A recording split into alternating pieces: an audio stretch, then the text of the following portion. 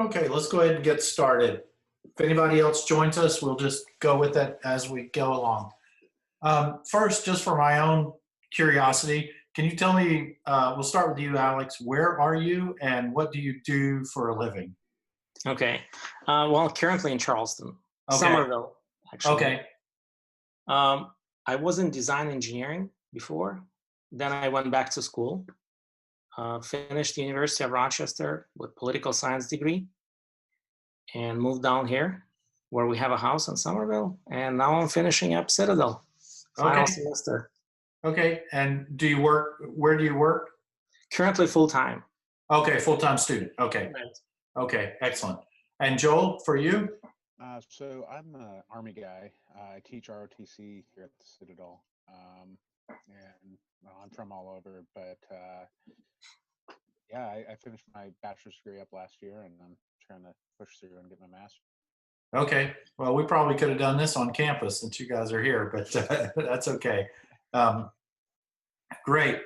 All right. So as I look at the responses on the discussion board about sense making, some things jump out at me. You know that I want the class as a whole to more consider. And maybe this is the way I've phrased the questions, and I've tried to guide the discussion um, as we go along.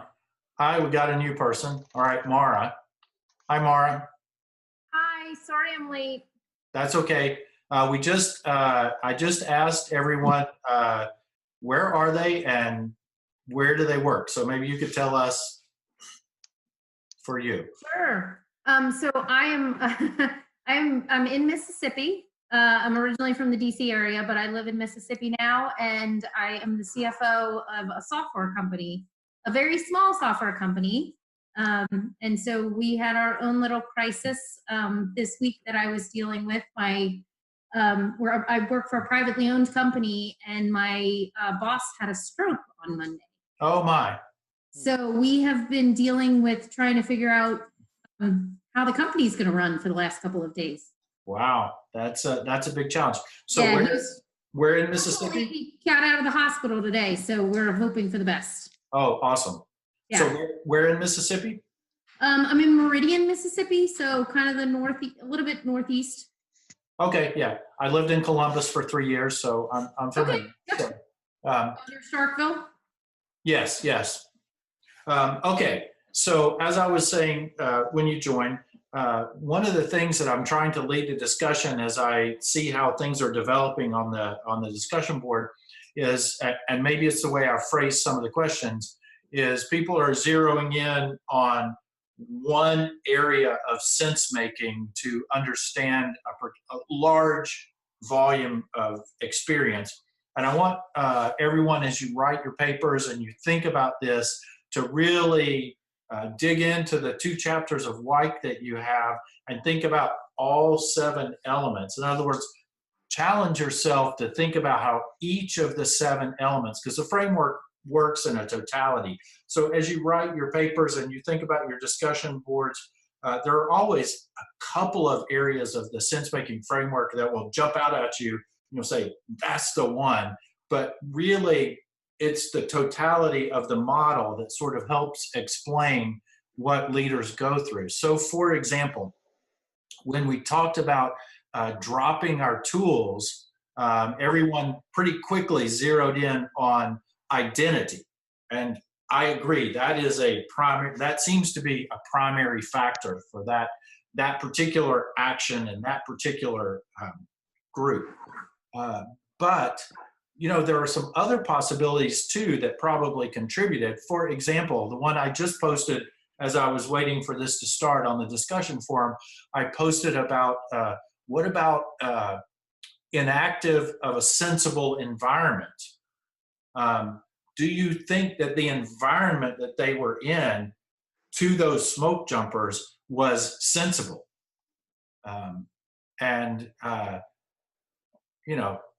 Probably. Yeah, I mean, I think in the desperate situation they're in, I think everybody sort of just went in their minds probably just were so overwhelmed with the situation they were in that I can't even imagine, like, the sense they were trying to make of it. They thought the guy was crazy, when he lit the fire.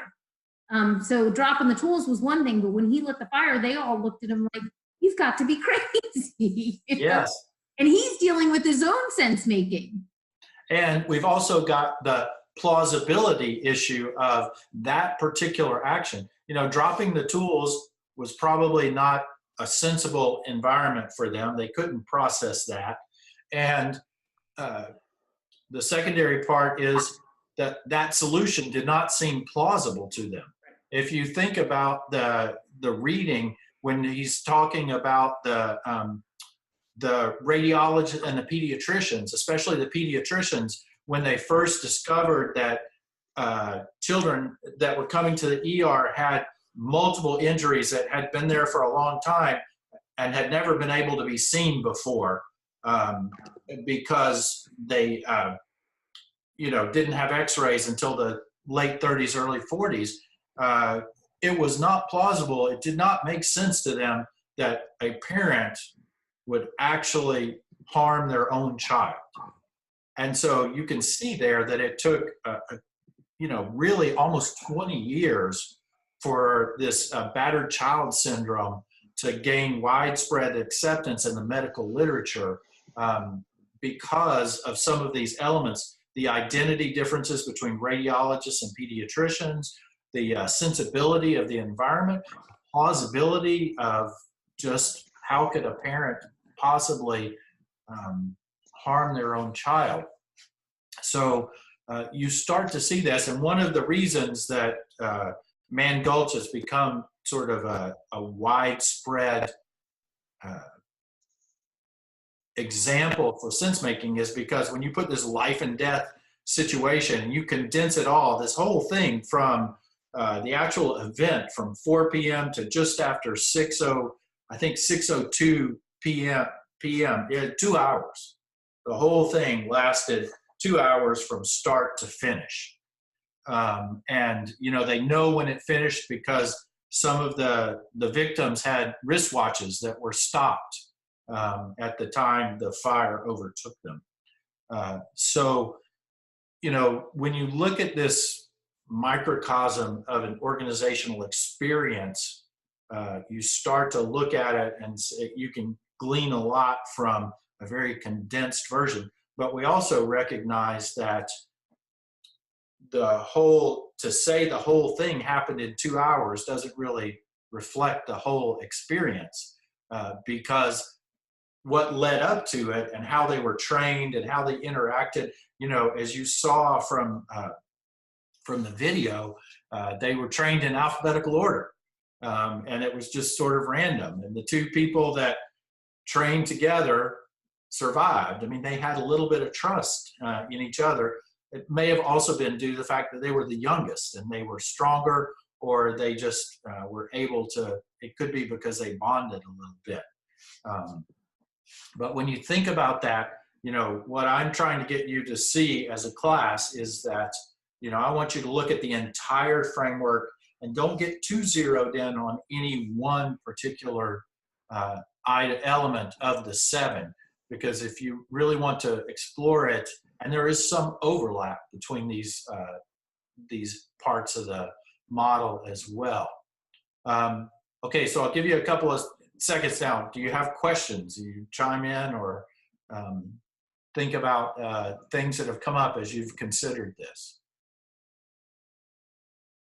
Yeah, I mean, for me, it was the whole sort of what he talked about in the first chapter of the whole sort of, it's a looping process, right? So you can get to some points in the process and it can make you go back to another part of the process and sort of start over, and that every sense-making decision doesn't have to include every single step, but that it's sort of almost like a constant thing that's happening.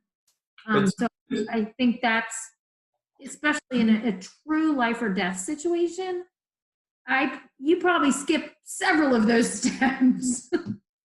Yes. Any others? Somebody sounded like they may have popped in there. No? Okay, so when we think about this and we start to look at, some of the other finer effects, some things that I don't remember. So the book that this is sort of based on, Young Men and Fire, that I mentioned in the opening video, has a lot of detail. And sometimes I may be bringing out detail that, because I've read the book and studied this, that may or may not have been in your particular readings. But one of the elements that was brought out is that after they landed, or so after they jumped into Man Gulch, and this goes to the sensible environment and the plausibility elements, one of the things that one of the commentators brought out was that they just they had already, as they flew over the area, classified it as a 2 o'clock fire, right? Or 10 o'clock fire. Remember, they said they had classified it as a 10 o'clock fire. So they had already started putting sense-making things in process that were retrospective. They had experience with 10 o'clock fires, and they classified this as a 10 o'clock fire before they ever jumped in there, right? So, that was one of the elements. And moreover, once they jumped in, one of the first things they did was they sat down and ate. Wag said, gather up, eat something. And, that sort of reinforced this is not that urgent idea here. I see somebody else has joined in, but I don't see video. Matt, can you hear us?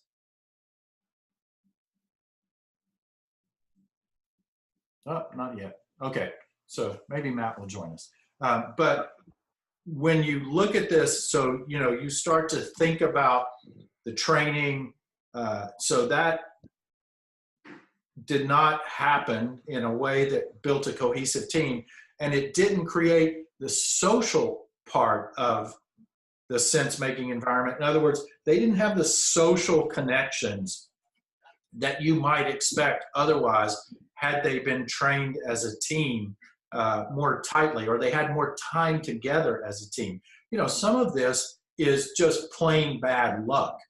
They could have been a smoke jumping team and had done 10 fires before they encountered this, and maybe that would have been, they would have been able to react in a different way and had more social context and been able to had more trust in Wag Dodge. So some of this might just account for, this is just plain bad luck. That this was one of their first experiences and it went so horribly wrong. So where was, Dr. Weeks, where was this, the whole sense of urgency? Like the lack of the sense of urgency, them sitting down and eating lunch and then Wag going and having lunch later, sending them on their way. Where does that fit in to the sense making? Is that just part of the bad luck part, or that's part of the social part? I think that's that goes to most readily to two parts of the model. I think it goes to the sensible environment.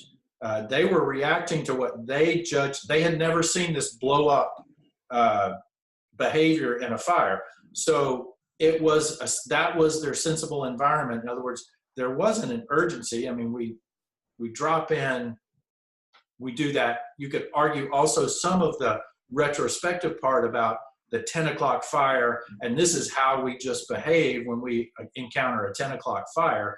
And then if you add on to that, the retrospective, elements. So you've got plausibility, retrospective, then some social elements. This lack of urgency was sort of a combination of all of these.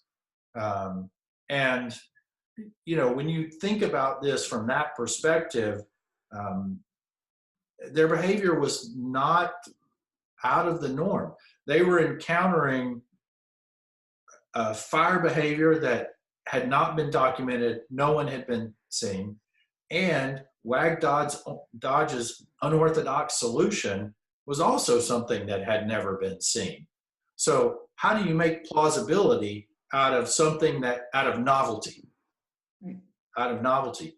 And, if you go back to so Maura, you said that you are, what's your position in this small startup company? I'm the CFO. CFO. So are you number two now that your CEO has had a stroke? Yeah, I'm number one. Yeah, number one. Yes. So, Yeah.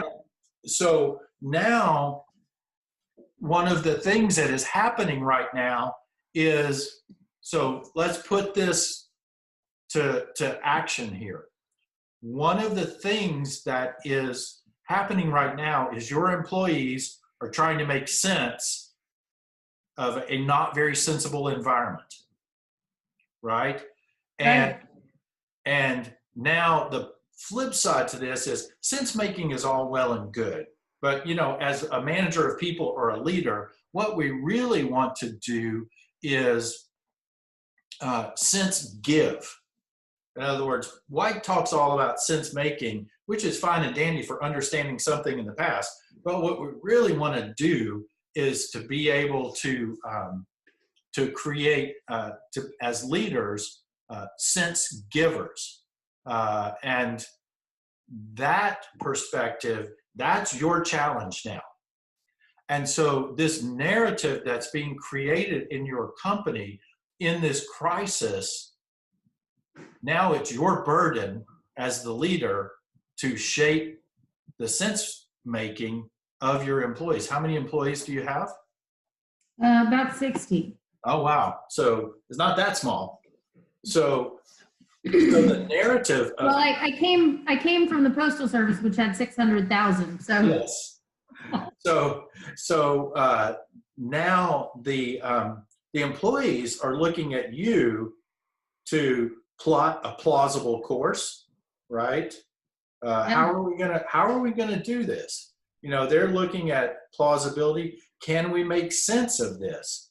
Can we envision a future for this company? Was your CEO the founder? yeah, Without the CEO for a short period of time, maybe a medium period of time, maybe a long period of time. right. So to the others in the audience here, how would you suggest that Mara sense give to her employees?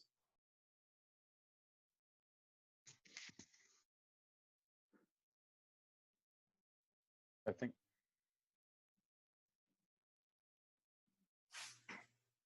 Let's see, I Joel. mean, can you, issues I'm here in the I'm library. losing. Joel, are you there? I can see him, but he hasn't moved in a It while. looks frozen. Yes. Alex, you're there. You're moving. So what do you think? Well, this is a difficult situation. Person who started the company has the cohesiveness with the team or with the company, with the employees. So when a new person steps into his shoes, the message has to be, or the conversation has to be similar. So people would feel, the same closeness as they would feel to the founder. So that's the way I see it. It's very difficult when a newcomer steps into the shoes of somebody who's been there and started the company, founded.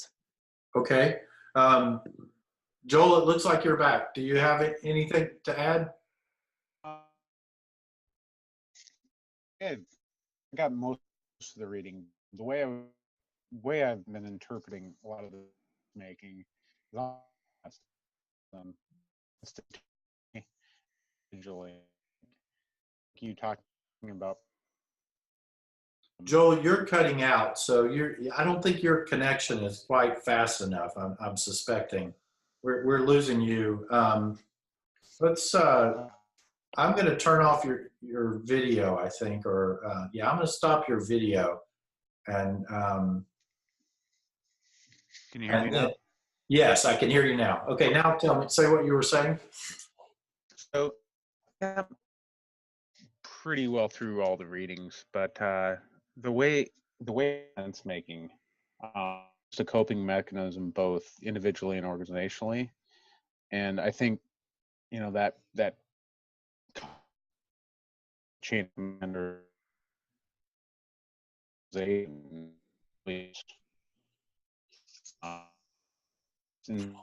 experience Okay, Joel, you just have to listen. Sorry. It was better, but it still wasn't quite there. So, but what we'll say here is that, the challenge and what Mara needs to sort of be recognized is that this retrospective, if you look at the White reading about retrospectiveness, he's talking about the fact that the retrospective part is created on the go. So there's this overlap between ongoing element and the retrospective part. So the history of how your organization responds to this environment is being written even as you speak. So this will be a significant moment in the life of this company, and Mara's role as the new leader is to shape everyone's perceptions of what's happening, and the perception can be along the lines of this was a disaster, this was a crisis, or this was a time, hopefully it's more of this was a time when the company really came together to respond to a difficult situation and showed what it can do in a difficult situation. So, yeah. And to Alex's point, Alex was talking about the fact that the consistency of the messaging, the founder, they're all used to that. That's their frame of reference, was the founder. So my first thing when I had to announce this Tuesday morning to the entire, we brought the entire staff in, we had the remote people on the phone. It was, we're not doing anything different than we were doing, yesterday or 5 minutes ago, or we're doing the same things just because our CEO's in the hospital right now. The company is still the same company it was yesterday. And so, for me, the consistency message for them, I think, gives them some type of comfort of, I'm not walking in here. First of all, my position is not permanent. This is a temporary thing for me. And so all I'm doing is filling in the gaps. And we're all coming, that was the message, was we're all coming together as a team. We've got to all figure out how to just get through this time, however long or short it is, and do the same things we were doing before. So our identity as an organization or individuals hasn't changed from this activity. And I think that's probably about the best you can do for a message, and then think about all of these things, recognizing that all of this sense making, this is a crisis where it's going to play out in probably not as real time as it did in Man Gulch, but very similar type things. And, one of the, you should be able to see some of these things playing out in pretty rapid time in your organization. Now, one of the things that is brought up in the video, it points out that, and again, this goes to the retrospective part of the model. It points out that this didn't happen again until the early 90s. It took almost 50 years for this to happen again. And you see some of the ways in which the service evolved, the smoke jumpers, the firefighting service evolved, when you look at it and you consider that, for example, they talk about keeping one foot in the black.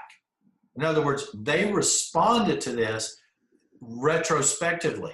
So when this occurred, the first time, the narrative, the retrospective sense making that occurred was about this environment was we didn't understand this blow up behavior. We didn't know how to respond. We didn't understand escape fires in the 1940s, but we do now. So this will not happen again because we understand fire behavior better. We understand how to respond, and we know what an escape fire is now. So if someone tries that technique, it will be familiar to us. We also understand how to work better as teams, how to train teams better. So this will never happen again because we learned our lessons. Yet it happened again. Admittedly, it took 50 years, but it did happen again. So now, retrospectively, or the narrative that's created by the organization now becomes, even with all the training, if we are complacent, this can still happen again. And it's probably valuable to the organization, the sense making that happened after it happened a second time, because after the investigations and all the discussions about, the type of leader that Wag Dodge was and the circumstances that happened, this, in the mind of the organization, would never happen again. Yet it did. Because we can't, as White points out, there's uncertainty, not only in what goes forward, but also in how we shape what went before us, or in the past. We're constantly shaping those narratives, and it behooves the leader to continue to shape them.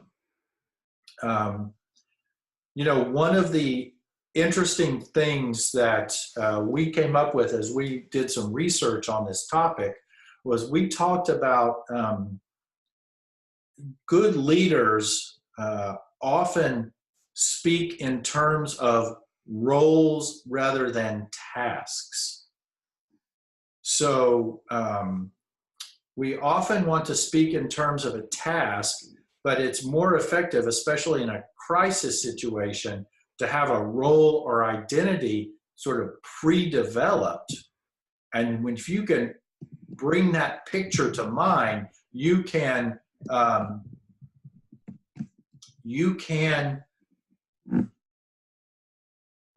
overcome some of these communication barriers. The example that we picked up on was from the book Lone Survivor, about the helicopter crash in Afghanistan. And we noticed as they told that story after they crashed, if you're not familiar, so this is sort of like a Man Gulch thing where a combat team is riding on a helicopter and they're going for one mission, but suddenly they find themselves crashed on the top of a mountain in bad weather, I believe, in Afghanistan, not in the environment they thought they were going to be.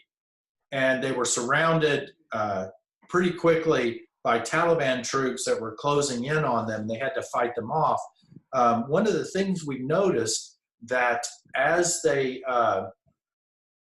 came into this environment, and they were suddenly, there were wounded people on the helicopter, and the rest of the team had sort of run away from the helicopter and were taking shelter behind some rocks from the incoming fire. And one of the effective things that the leader of the team did was he said they had to go get those troops that were wounded on the helicopter. They had to get them out of there. They were going to be killed by the Taliban. So what he said was, at the time, he said, "I need some litter bearers." Now, he used that term. He said, "I need 4 litter bearers." Knowing what you know now, what does that tell you about what does that invoke for a combat team when he says, "I need litter bearers"?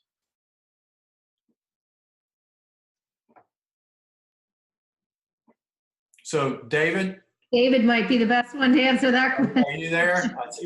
I just joined the meeting. You're talking about Operation Red Wings, correct? The Lone Survivor book. I can't remember exactly. It was Red Wings. I was actually involved in some of that. Yeah. So one of the situation. So when they landed or when they crashed, one of the things we picked up on as we looked at that scenario was that the team leader said at some point when they had to evacuate the wounded out of the helicopter from the rest of the team, he said, "I need litter bearers."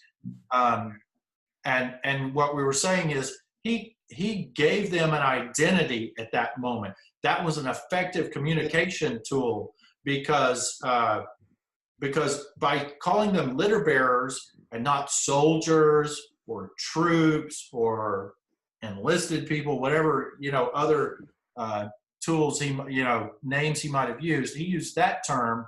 And in that small amount of information, he conveyed a lot of information in that one phrase. And one of the things that conveyed is, if you will, drop your tools. You're going to be covered for your job is not anymore for this short period of time to fight the Taliban. Your job is to drop your tools, if you will, pick up the litters and go get those troops out of there. And we will do the fighting for you. Well, I agree to, I don't know if I agree completely, sir, because it's, when they brief the mission, they start, what do you call it?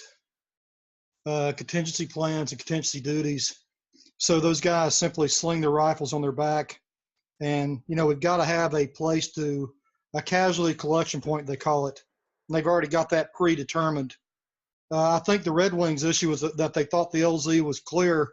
And when they landed there, they got shot at from like 4 sides and crashed. Well, they crashed on the mountain. They didn't land on their LZ. So they crashed. But they crashed in the center of the LZ. It was an Army Special Operations aircraft with a bunch of Rangers on board. Yep. So yes.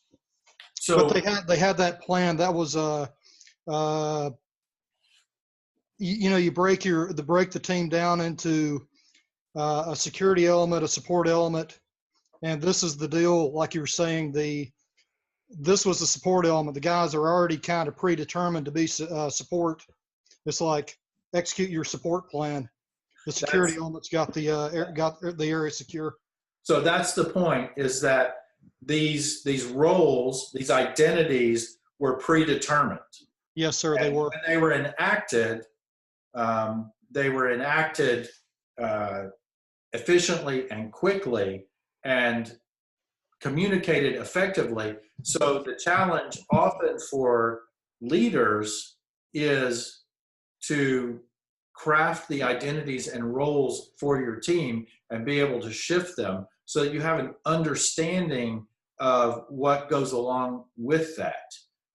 If you say litter bearers, support team, whatever you want to call it, yes, yep. They are predetermined that, I'm moving into my support function, my rescue function. I'm not primary to fight the enemy off at this moment. No, their only job was to get everybody out of the airframe because the aluminum airframe was not stopping any of the bullets. Exactly.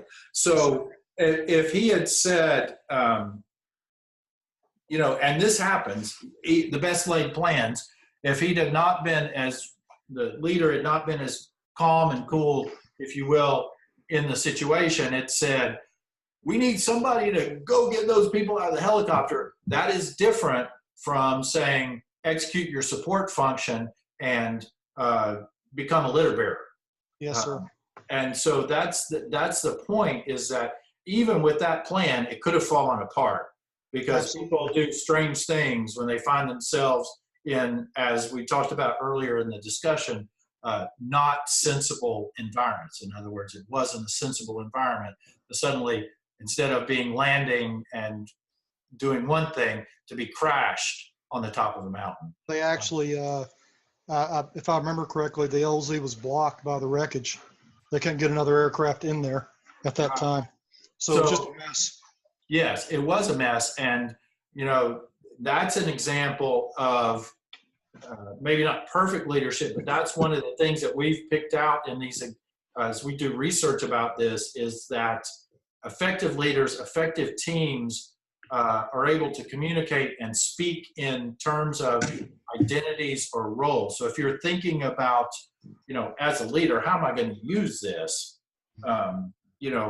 I think you think about role sets, which you'll sometimes hear in your organizational behavior classes and things like that, but you think about what role sets am I trying to implement and how effectively can I communicate those with my team? And is it fully crafted? Does it make sense? Can they understand it and actually enact that role? Do they have a clear enough understanding to enact that role? They were kind of lucky that they had at least, it was somewhere in their operations order. In the event something goes wrong, we're going to do, they had a really, really basic plan for that sort of thing, but it went to chaos there very quickly that night. Yes. Yeah, but I think that's what was lacking in the 1949 in the Man Gulch was they didn't. That was the one thing that just struck me when I was reading or when I was listening to the story and thinking through it was they weren't told what the escape plan would need to be, and I think it must have been the mentality of the 10 o'clock fire that they didn't think they needed one, or No. they think. But you would have thought in the training that they would have said, okay, here's what's going to happen if things go bad. Mhm. That's the thing that seemed to be missing from that. The contingency plans that David's talking about, that's all there. And I agree with you, Mara, but I would also add that you hear in the beginning of the video where he's describing the smoke jumpers, he's saying this was a new thing, and he's saying they're like gods that dropped from the sky. We are invincible. We don't need escape plans because our identity is that we are the heroes and we've come to save the day. Right. And so there's some of that as well. So I would agree with you that there definitely is some element of that, but also they bought their own press, if you will. Right. There's another example that I will give you that of this sense-making thing that the Air Force encountered, especially, and it goes to these contingency plans and things like that, especially in the 60s or 70s, as ejection seat aircraft emerged in the fighter community for the Air Force. What they found was happening. Okay, so you have an ejection seat. Something goes wrong, you can pull the handles and out you go. And of course, you become, instead of a pilot, a parachutist, which is no pilot wants to be. Right, sir. But in that, what they also found was that some of the pilots were in very bad situations, not pulling the handles and riding the aircraft all the way into the ground and killing themselves, because they couldn't make that transition from I'm a pilot in control to I'm giving up the ship and I'm pulling the ejection handles. And so they really had to change the training habits for pilots in ejection seat aircraft to establish minimums, rehearse that if in the simulators, if you're below a certain altitude and you're out of control, you need to eject, you don't think anymore. At certain points, we had contingency plans that if you're at, below, I don't even remember the last time I flew an ejection seat aircraft. It's been a while, but if you're below 2,000 feet, depends on the airplane, but let's say 2,000 feet and things are not fixed, you have to eject or you're going to kill yourself. There's a anymore. What's that, sir? Did you see those videos? I think we used one recently called 6 Seconds to Live or something like that. Yes, it's still on time. Yes. So these kinds of things happen beyond, and it's, again, we're using these illustrations from these extreme environments, smoke jumpers, fighter aircraft, things like that. But I don't, and I realize that not everybody's going to work in that environment, but I think you can take lessons from these situations for how you enact your environment and how you provide sense-giving cues, because we talk about the cues. That's another thing of this. So when you take a look at this, So sort of to wrap up, because they told me, or at least Zoom said I had 40 minutes and it would give me a little extra. I'm not sure how long I have before Zoom quits out here on this particular thing for the session. So I'll start to wrap up, but I'll say, you know, what I'm thinking here, what I'm seeing on the discussion board, what I'm, you know, sort of trying to lead you to as you consider your paper for the weekend and things like that, and you consider the post, is consider the entirety of the framework. Don't get too zeroed in on one element of the model, and try and force yourself to think about each of the elements. Some of them might be a stretch in a given situation compared to others, but we've talked about here, I think, almost every element of the model for the particular man-Gulch situation. And so don't get too zeroed in on one element of the model. Really try and go as in-depth as you can with that.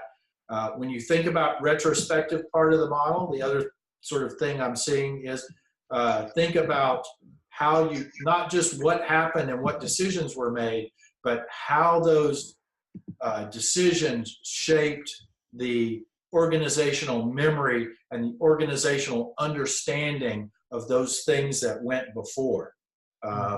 You know, it's whether it created a tragedy narrative or possibly a sort of savior narrative, those kinds of things, how it was perceived and how the organization makes sense of it. And then think about things like the social cues that you see. Think about how that relates to some of your other classes and your other modules in this managing people course. I don't want you to necessarily get too zeroed in on it's all about sense making. I also want you to be able to think back about your crisis management module and some of the modules that will be coming as you progress through the class. Don't just take this as something in isolation. Think about, you know, how I might use my other modules to provide social cues or shape the narrative or construct a change strategy, things like that. So take this in some way as one element of the tools in your kit that you use to understand and then give sense to others. So I'll sort of go around here and give you a last chance to ask questions before we sign off. Any other questions or comments? Sure, I wanted to ask real quick, have you seen the movie Only the Brave? I have not, no. I just watched it probably 2 weeks ago, and it's a story of the firefighters on Granite Mountain in 2013. Well, let me make a note here. This was such an amazing story to read right after having seen that movie. So great movie. Okay. Very similar situation. 19 of, well, I don't want to ruin it. Yes, yes. Don't spoil the ending. Okay, yeah. No, I'll have to look at that. Thank you. Yeah, true story on a Granite Mountain in 2013. Very sad. Excellent. David, you were going to ask a question? Well, sir, I've been thinking about all this since we started talking about it. And, you know, there's something about also as a leader providing the wrong cues. Yes. I think that 10 o'clock fire, that mentality, I saw it today. And all this discussion got me kind of thinking about it. We had some relatively bad weather today, and we're trying to do aerial gunnery. And so we pretty much told everybody, like, hey, we're probably not going. And then we turned around and went. But the problem is that people had already started checking out. They weren't on their A game because they had already started packing their bags to, you know, making plans, or, you know, they weren't focused anymore on what we needed to do today. So you gave them some sense giving, or not you personally, but the organization gave them sense giving. The wrong cue. The wrong cues, and again, you have to be very sensitive to exactly. what kind of cues that you give, and that can very easily. It was just a simple thing that the instructor's office, we were discussing the weather and our door was open and the students walking by heard us talking about canceling, not going. Yes. They already started putting the brakes on, putting their stuff away. And then we walked in and said, okay, pack your stuff, we're going. And they just weren't ready today. The grades plummeted today. And the scores went through the floor. So we're not happy with them right now over that. Well, but and I'll say this, when people ask me, they'll say, sometimes as a leadership coach or whatnot, they'll say, I wasn't happy with my subordinates' performance today. Mm-hmm. And I often ask them and say, well, how do you, as the leader, take ownership for that? Right. And recognize that maybe your leadership contributed to the performance, and that's a hard lesson to learn. And I never thought about it before until today, and I'm like, we did this actually. Yeah. We'll talk about it tomorrow, and as a group, but we did that today. We absolutely killed that today. So it happens, and I've actually been there because I was an instructor pilot at Columbus and T-38s and had a flight and had 20 students and 10 instructors, and yep, been there, done that. Yes. That's a lesson we learn often. Right. Alex, anything for you? Well, I'm just trying to wrap my head around it, how to apply all 7 characteristics without speculating too much. Mm-hmm. On their behaviors or why they behave a certain way. At one point, the movie says that Wag was a silent leader, so he did not have the ability to express himself in urgent times. But my fear is, to what level do I take my analysis, of examining their behavior? That's the only thing. I don't want to speculate too much in this paper. There'll be a little speculation, and there's not one right answer. So don't. The more I'm more interested in you showing me elements where you see the model playing out than you getting a perfect analysis of all the behavior. If we could analyze human behavior perfectly all the time, we wouldn't need courses like this. Human behavior is one of the most difficult things to understand, and you have to come at it from many different ways. So this is giving you one way to look at human and team behavior and how leaders might react. So don't worry too much that you're not coming up with the right or the answer or the answer that everybody else might give. I want to hear how you relate to it from your experience, and how you see. Again, I mentioned this in one of the posts that, again, I want you to grapple with, admittedly, a very deep reading from White. This is not, a textbook type reading. You're reading real scholarly material that is tough to slog through sometimes. So White is not light reading, but I think there's value to be gained there, or I wouldn't have assigned it. So I recognize what I'm asking of you. So don't worry too much. I want to hear your best thoughts. Don't second guess yourself too much. Dr. Weeks, on the journal, there's not really, so the expectations of the journal in each one of the classes or each one of the weeks that we've gone through so far has been a little bit different.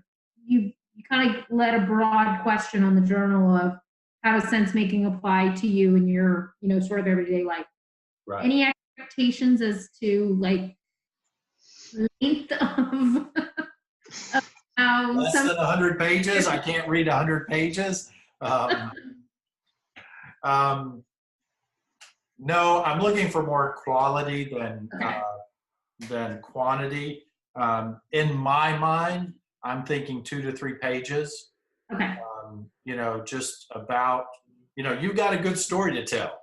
You should, Yeah. I mean, for better or worse, you may not have time to tell it because now you're in charge, but you have a pretty good story to tell. So I think you can see how this might play out. David has already mentioned how he saw it play out in his workplace today. So I think, you know, I could almost, from our conversation tonight, I could almost write some of your papers. So, Yes. so But taking a discrete incident versus taking sort of what we do is okay, just to sort of focus on that and sort of how that, making sense of that. I'm looking more for your reflections than, Okay. so the flip side to this is, if you take a discrete environment, I don't want you to zero again. I want you to look at the total framework and, you know, sort of hit the high points beyond just one or two elements. So maybe not everyone, but, you know, a little bit about each of the elements. And if you take the broader organizational view, same kind of thing. So it's a lot to put in 2 or 3 pages. So I'm not saying you have to hit every part of the element, but if I can see an extra element, that's going to be one of my comments. Like, did you think about this? Could you have considered this element of the framework? If you've got too narrow. Okay. Great. No, that's helpful. Thank you. Okay. Any other last comments? No? Well, it's been a pleasure to meet you all virtually. Glad to meet you. And I will post this. I hope it has said the whole time I'm doing this that it's recording. I hope I'm about to have a file that I can upload. We're about to find Yeah. out. So you guys have a good evening. And if you have any questions, feel free to put them on the discussion board. You can start your own threads or what have you. But hopefully this has been helpful. And you guys have a good night. No, very, thank you. Okay, my pleasure. See you, Maura. Bye, David. Good to see you. It's nice to see you, and Alex. It's nice to see you finally. Yeah, good luck in the other class. Yes. Yes. Okay. Have a good night. All right, you too, Alex. Bye.